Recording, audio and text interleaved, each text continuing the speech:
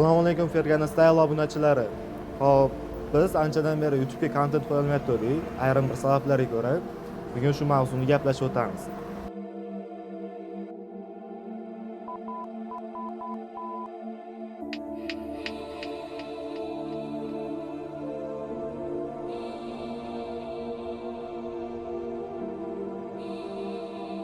Savollar kelib tushgan. Nima bo'ldi? Nimaga kontent qo'yilmayapti yoki gaisha bironta muammo bo'lganmi?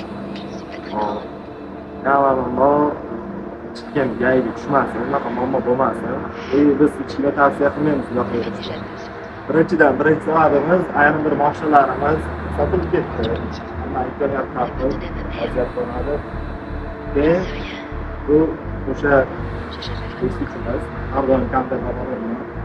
Yana bitta muammolar bo'ldi, ular to'g'riladi. Keyin yana bir operatsiyani qilish uchun mashinani bitta daraxtlar bu mashinamizga darabotka qilib smert sirenalarni qo'yganmiz. Migalkalar bor, turibdi joyida, hamma yo'g'i.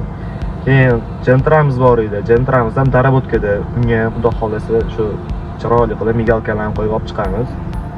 Keyin yaqinda bitta mashinamiz kutilyapti. Farg'onada bitta qizini yig'ilyapti u mashina.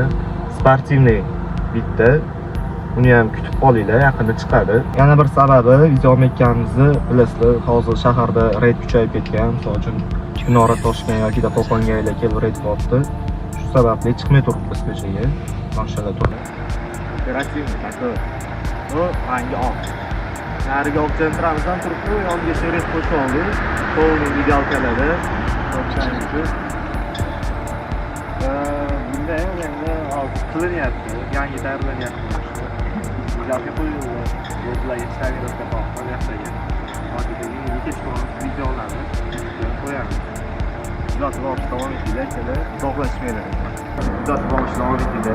Yaqindan uzoqda 2-3 kun yangi kontent qo'yiladi.